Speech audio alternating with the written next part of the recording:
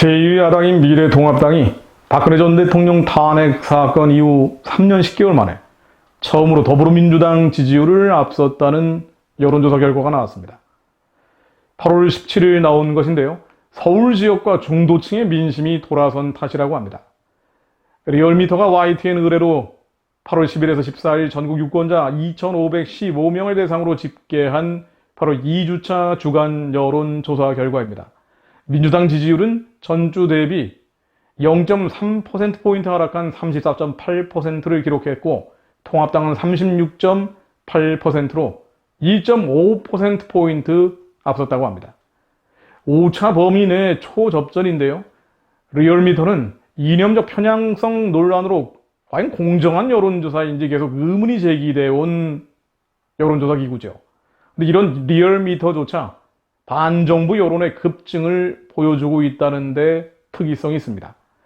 리얼미터 주간 여론조사에서 통합당이 민주당을 앞선 것은 박근혜 전 대통령 탄핵론이 불붙었던 2016년 10월 3주차 이후 3년 10개월 만입니다. 민주당은 문재인 정부 출범 이후 최저의 지지율을 기록했죠. 이번 조사에서는 민주당의 핵심 지지 기반인 광주 전라 지역에서 지지율이 전주 대비 7.7%포인트 떨어진 51.6%를 기록했고요. 민주당은 광주, 전라와 경기, 인천에서 지지율을 제외한 전국 전 지역에서 통합당에 밀렸습니다.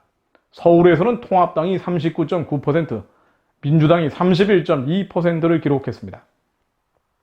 정치 성향별 지지율에서는 중도층이 통합당에 흡수된 것으로 나타났습니다.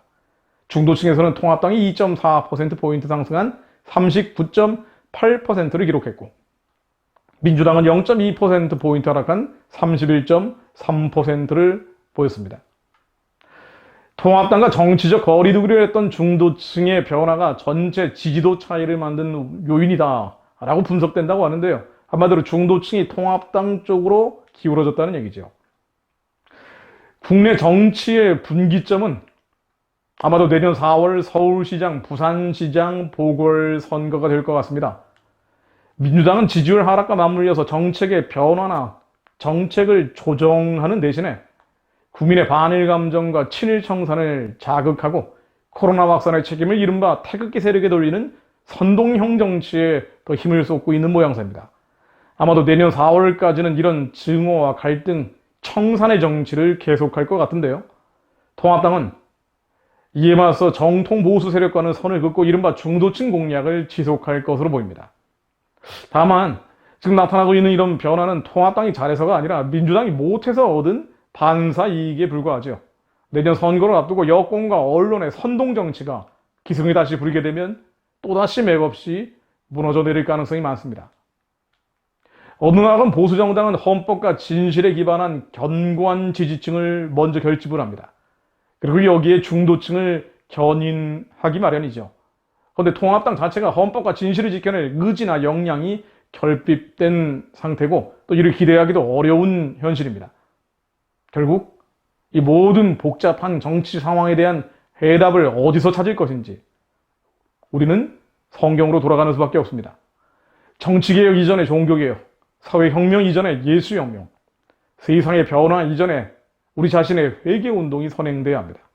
나 한 명이 먼저 하나님 마음에 합한 자가 될 때 하나님은 나를 변화시키시고 또한 이 나라에도 기회를 주실 것입니다.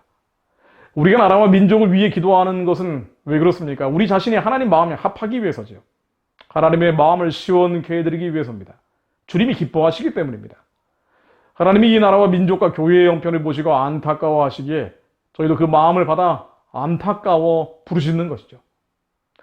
우리가 우리의 자아를 더 깨고 부숴서 느헤미야 8장 10절에 나오듯 여호와로 인하여 기뻐하는 것이 너희의 힘이니라 이렇게 고백하는 자들이 더 일어나야 합니다.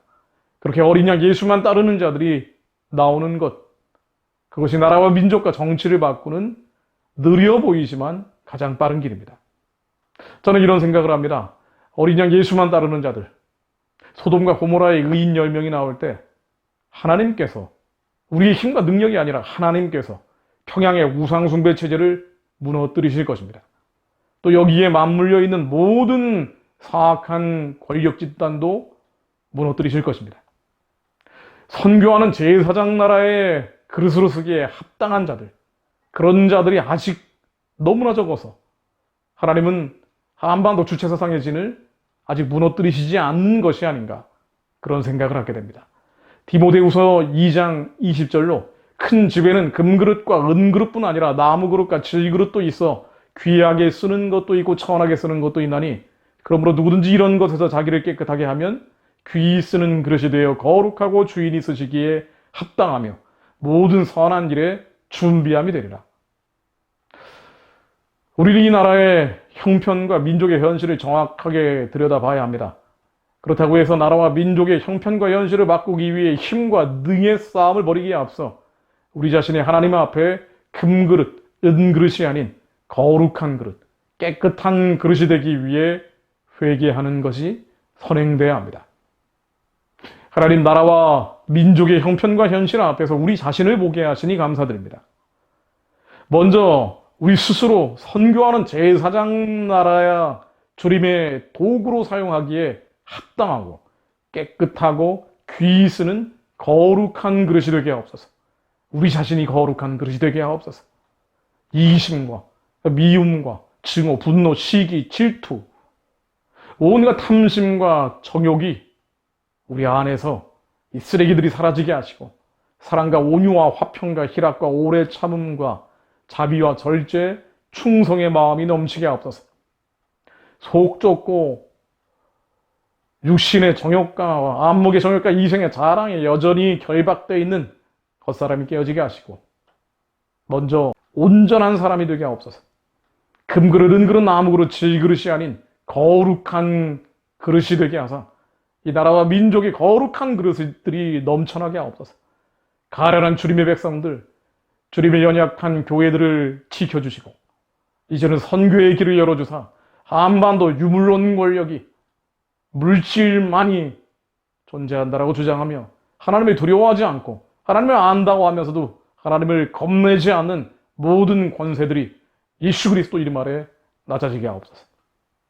주님 길을 열어주시어 저희들에게 선하고 기쁘고 온전하신 뜻이 주님께서 주신 이 사명이 이루어지게 하옵소서.